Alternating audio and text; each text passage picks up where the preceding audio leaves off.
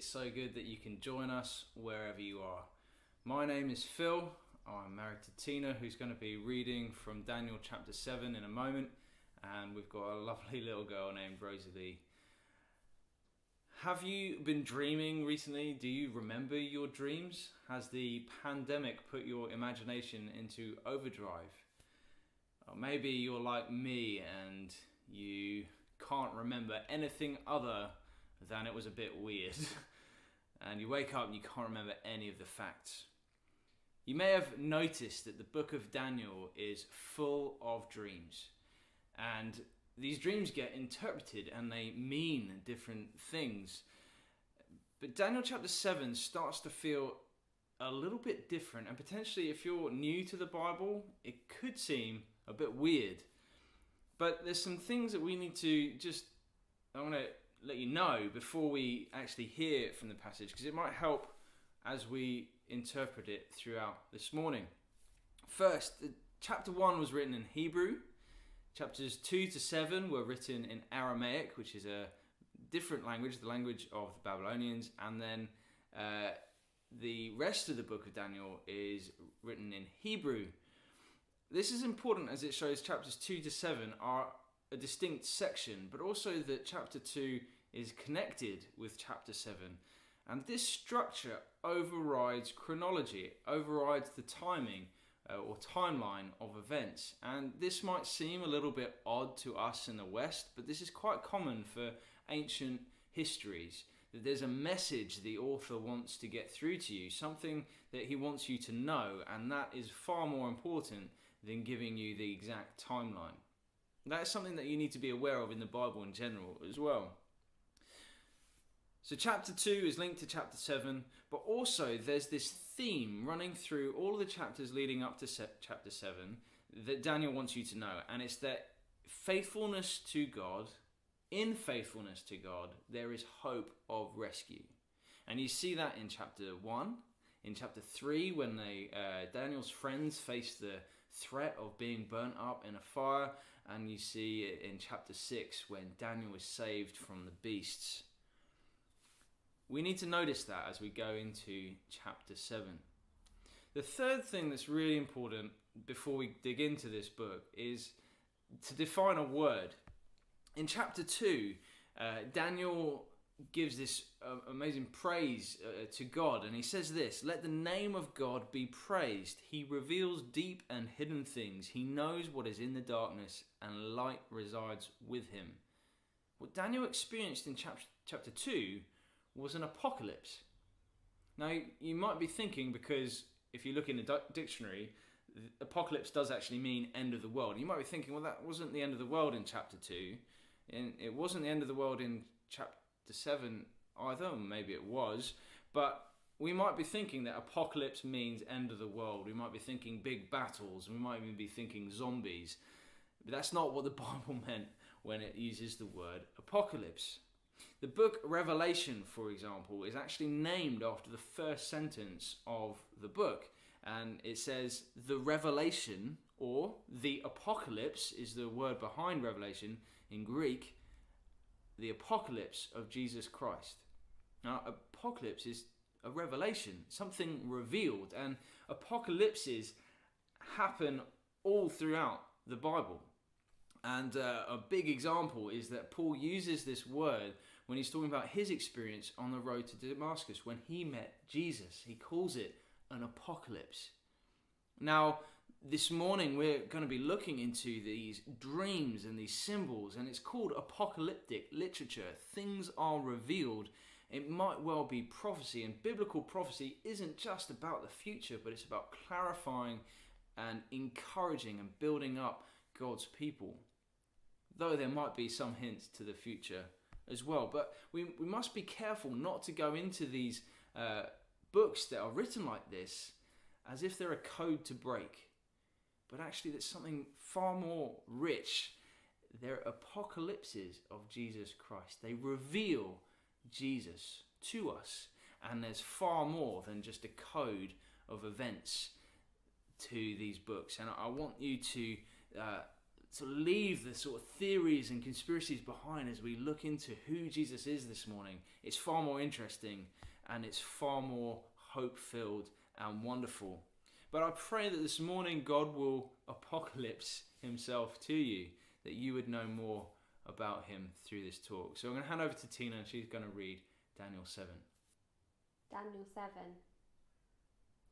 In the first year of Belshazzar, king of Babylon, Daniel had a dream, and visions passed through his mind as he was lying on his bed. He wrote down the substance of his dream. Daniel said, "In my vision at night I looked, and there before me were the four winds of heaven churning up the great sea. Four great beasts, each different from the others, came up out of the sea. The first was like a lion, and it had the wings of an eagle. I watched until its wings were torn off, and it was lifted from the ground so that it stood on 2 feet like a man, and the heart of a man was given to it. And there before me was a second beast, which looked like a bear. It was raised up on one of its sides, and it had 3 ribs in its mouth between its teeth. It was told, 'Get up and eat your fill of flesh.' After that I looked, and there before me was another beast, one that looked like a leopard, and on its back it had 4 wings like those of a bird. This beast had 4 heads, and it was given authority to rule. After that, in my vision at night I looked, and there before me was a 4th beast, terrifying and frightening and very powerful. It had large iron teeth. It crushed and devoured its victims and trampled underfoot whatever was left. It was different from all the former beasts, and it had 10 horns. While I was thinking about the horns, there before me was another horn, a little one, which came up among them, and 3 of the first horns were uprooted before it. This horn had eyes like the eyes of a man, and a mouth that spoke boastfully.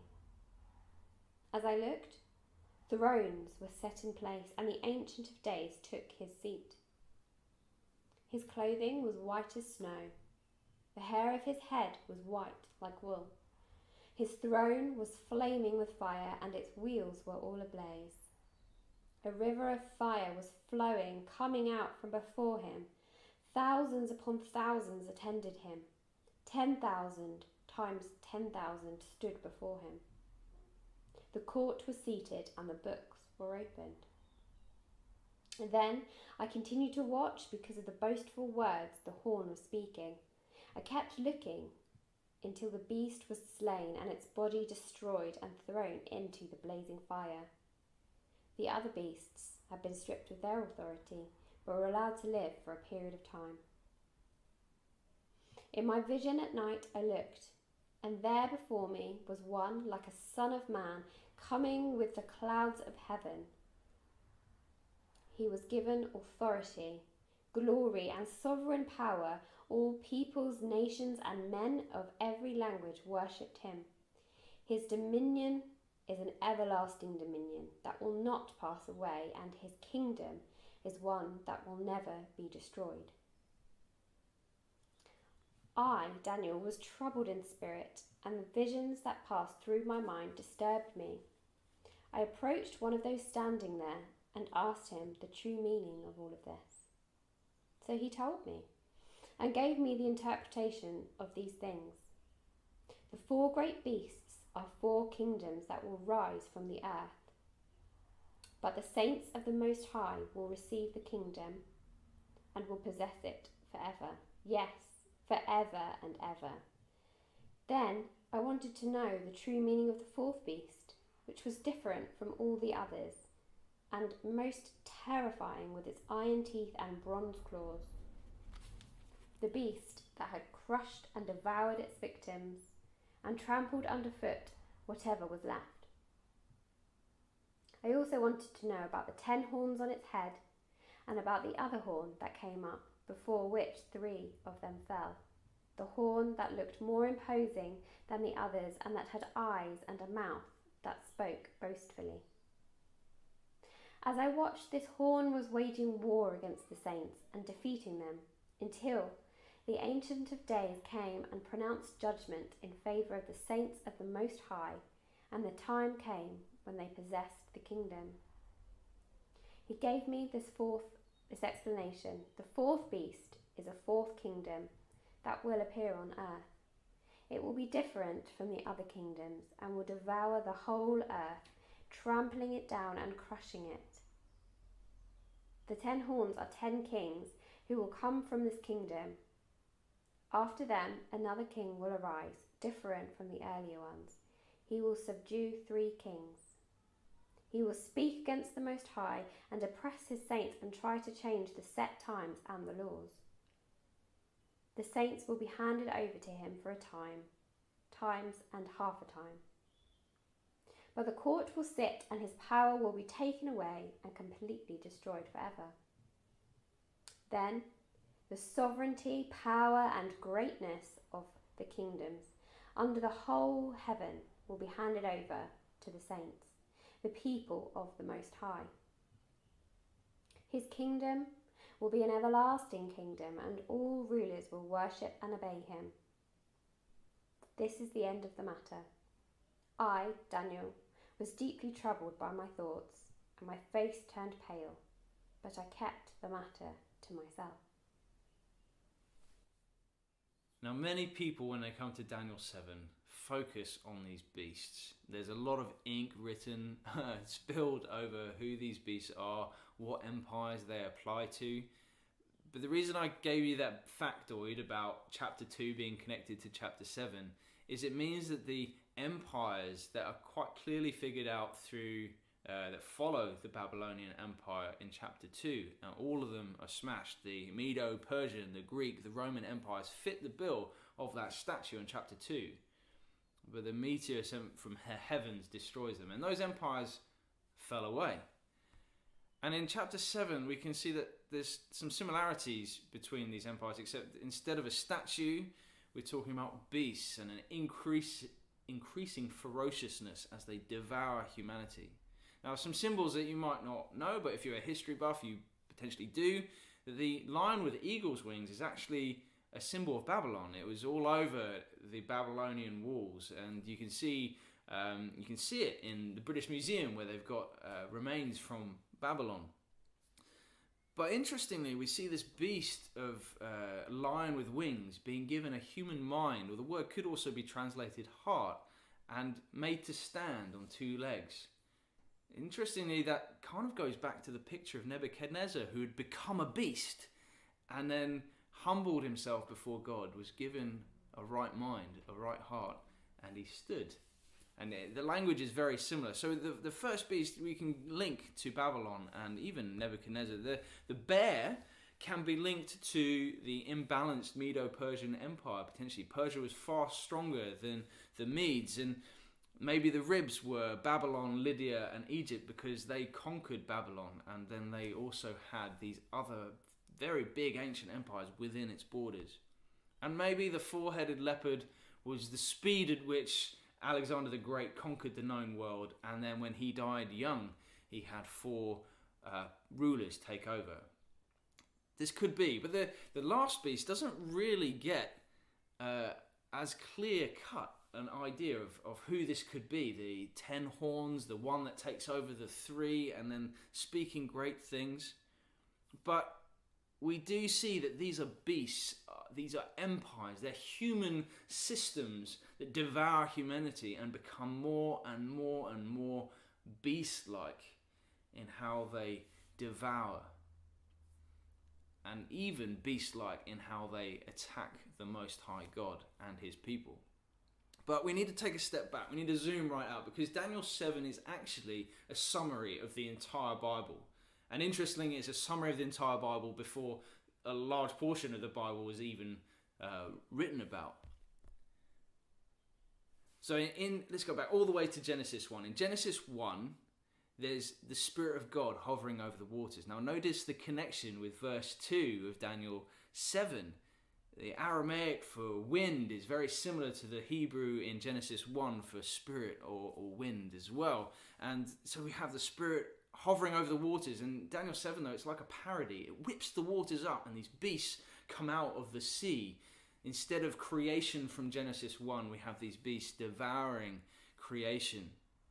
And continuing in Genesis 1, though, we see that humans are created after animals. Humans are also given the opportunity to rule, that they're called to have dominion over creation. They are meant to be co-rulers with God. God is generous and he gives this entire garden to humanity and says, rule with me. But humanity rebels and wants to rule for themselves. Now, the rebellion in the garden is much more than just taking an apple and having knowledge. It was also about the breakdown of relationship with trust that God would give us the knowledge of good and evil when we required it. It wasn't that he was never going to give it. It was just he wanted humanity to rely on him, to trust him, to be faithful to him. Because there is hope of a great relationship if you are faithful to God. So humanity is meant to rule alongside God. That is our purpose. We're made in his image and we're given that authority. But our rebellion broke that relationship and meant that we could no longer be the rulers we were meant to be. We were set in rulership over one another. And even our relationship with the animals was ruined as well. So Daniel is using the imagery of humanity against the beasts. When Genesis is saying there should have been a dominion, a co-rulership, a caring of the animals. Instead, we have this mess, this corrupted relationship between mankind and beasts. But as this beast, this fourth beast comes out of the sea, the scene changes almost instantly. I don't know if you noticed that. Daniel's looking at the beast and he's hearing this strange voice saying great things, but suddenly it changes and we see these thrones plural, set out. The Ancient of Days is this amazing wheelchair. It's a fiery throne with wheels, and he's said to be white, and he's got white hair, and he sits in judgment. He's got millions of people around him serving him, and that word serve, it's a worship, not just it's not a negative serving. They're in worship of the Ancient of Days. This figure is the great Most High God, and he rules over all things. And this court scene is set out and judgment begins. And there's not even a battle. It's not even fair. This beast just is destroyed. It's consumed by fire. And so what's really important here is Daniel's not saying, hey, look at this beast. It kind of is. There's this beast that gives the saints, the people of God, a hard time. But he's like, oh, look at this Ancient of Days. He defeats the beast without any contest. Now, Daniel is alarmed at the dream. And I think it's really important to actually see why he might be. Because there's two reasons I think he's alarmed. First off, it's a dream, and when he wakes up, this beast is still to come. So that is quite alarming. But also, there's this Son of Man that's presented before God and given dominion and rulership. And Son of Man means offspring of Adam. And there's something in this that's really important, because I was talking about Genesis 1. But in Genesis 3, after the rebellion, we have this point where there's a curse that we have the serpent is said to be the lowest, to be made a beast in Genesis 3. And then we have in there that this beast will be conquered or crushed by the offspring of Adam, the Son of Man. And in doing so, the Son of Man is bruised or hurt or wounded by the beast. But this Son of Man in Daniel 7 seems to be the offspring of Adam that everyone is hoping for since Genesis 3. We're hoping for someone to rescue humanity, to bring us back to God, to bring us back into that relationship so that we can co-rule with God in the way that it was meant to be. So Daniel's alarmed because this Son of Man is put up with the Ancient of Days, and you're only meant to be worshipping God, and these people look like they're worshipping this Son of Man. So he's like a Son of Man, but he's also like God. And for a Jew in this time, that's crazy. Why would we worship a man? But what's really important here, taking this away, or maybe zooming back in, you were made to co-rule with God, but we're often overpowered by this beast of sin that brings guilt and shame and fear. But the world is in need of a saviour. We need someone to rescue us from this beast that is crouching at our door, as Genesis 4:7 says. But an offspring of Adam, the Son of Man, will come and bring back co-rulership with God. So that's Daniel 7. It's looking to the future. It's hoping for this Son of Man that will come and be part of this throne room in this scene. There's two words in the New Testament that actually mean the same thing: Christ and Messiah. And I've used the word Christ this morning, and you might be wondering what that means. Now, they're both, one's Greek. Christ is from the Greek, and Messiah is from the Hebrew, and we've used English letters to just translate them into English words, and they just mean anointed one, saviour, and it's often referenced to some sort of king who would be anointed with oil when they were made king. Whenever the disciples or others around him, if you read the Gospel of Matthew or of John, people call Jesus the Christ, but he actually stops them from spreading it around. And he actually says, calls himself the Son of Man over and over and over again. If you search Son of Man in the Bible, you'll see it is often spoken by Jesus. And there's a specific part in the Gospel of Matthew that I want to focus in on, because it shows the connection between Jesus and what Daniel saw in Daniel 7. In Matthew 26, verses 63 to 66, Jesus is about to be crucified, and he is brought in front of a high priest, and the high priest is trying to find out why Jesus has been brought before him. He's trying to find out if he's guilty. Notice it's a court scene. We've seen that this morning in Daniel 7. There's a courtroom here. Jesus is brought in front of the priest, and the priest demands, "Tell us, are you the Christ?" And Jesus' response is, "You have said so. From now on, you will see the Son of Man seated at the right hand of power, coming on the clouds of heaven." We've got Daniel 7 here. Jesus is saying that whatever the high priest does to Jesus, it will actually be a presentation of him to the Ancient of Days. And to sit on the throne means that judgment is happening, that he's basically connecting himself to God.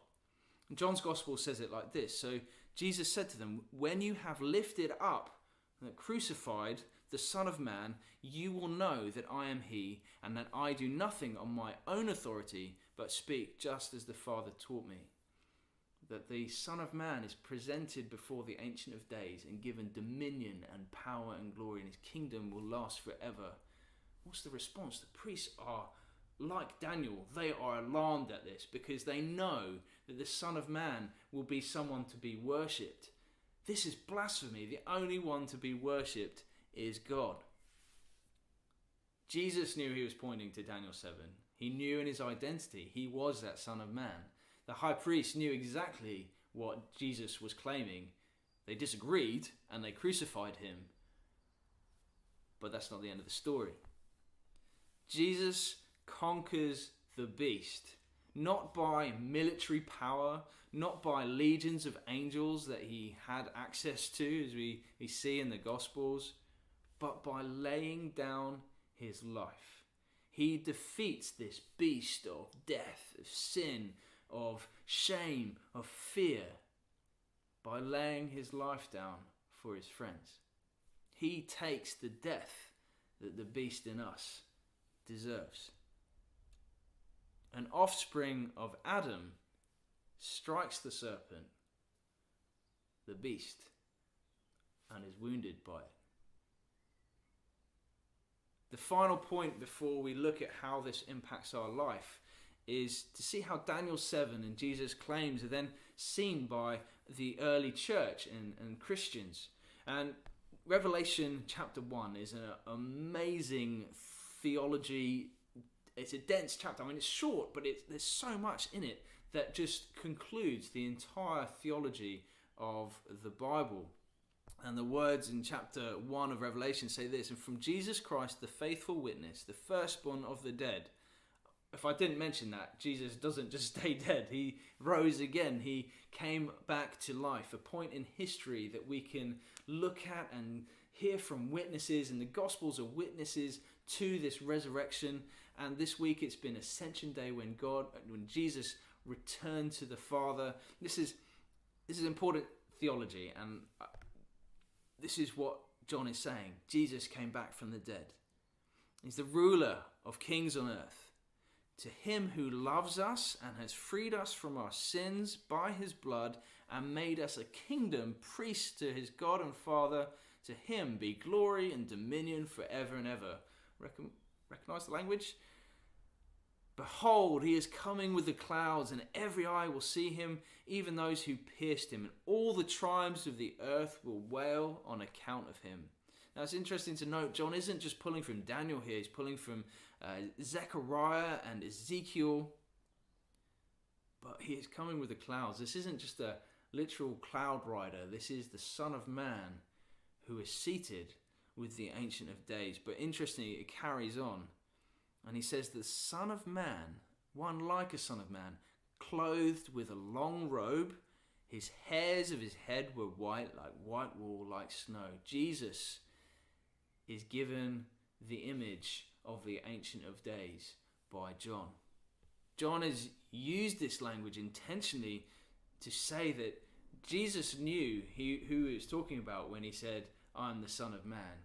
We know, because of Jesus' resurrection, Jesus is God, that the Ancient of Days has humbled himself into man to conquer death, defeat it on the cross, rise again, and is now seated, the victory complete, at the right hand of the Father.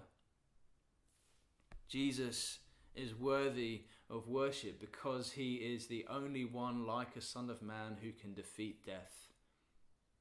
He is worthy of your worship, and it's worth digging in here. Look into the history of the resurrection. Many have tried to disprove the resurrection, and they've actually found it to be something they can trust with their whole life. And Daniel was alarmed at this dream. Following God isn't going to be easy. He dreamt that this beast would be destroyed, but it wasn't yet.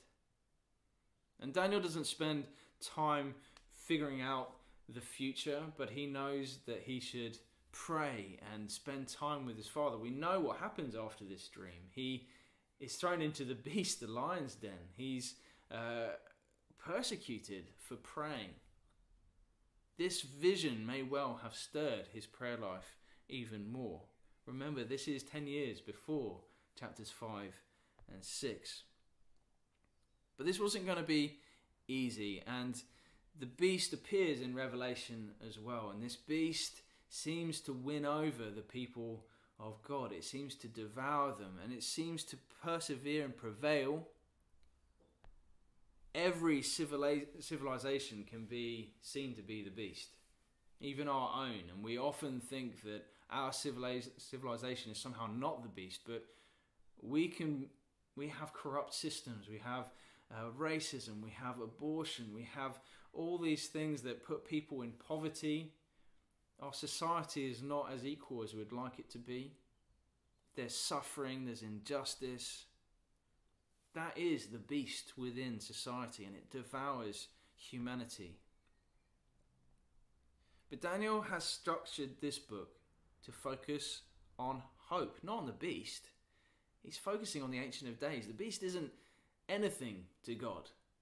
It will be destroyed. It will be no more. But also notice some themes here. In chapter 3, Daniel's friends were threatened with fire if they didn't bow to the statue of the king. They remained faithful, and they were rescued from the flames. In chapter 6, Daniel faces the beasts, the lions, for remaining faithful to God. And he is rescued. In fact, God tames the beasts.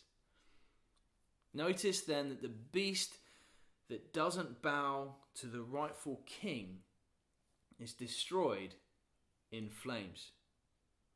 But those who remain in God will be rescued, and they will serve the Son of Man and the Ancient of Days in this great throne room. Now, the whole theme of Daniel 7 is very much one of, yes, there is hard times ahead. There is this beast called death. There's this beast called sin. They're going to prevail over the saints. But we need to stand firm. In Revelation 2, the letters to the churches, over and over and over again, it says, to the one who conquers, you will not be harmed by the ultimate death, the judgment of God. You can find peace and rest and hope in Jesus this morning, because he will conquer the beast. Now, if you'd like to follow Jesus or know more about Jesus, I'd love to talk to you about it. We've come to the end of this talk, and I hope that at least shows you why Daniel 7 is a picture of the Bible. In the beginning, we're meant to rule. The beast has taken over. It prevails against the church. Death looks like it's winning.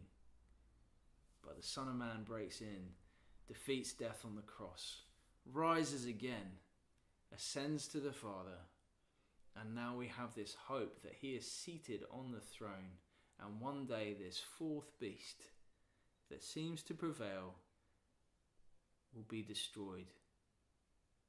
That is the hope of the Christian faith, that though we face death, we will live again. Thank you for watching.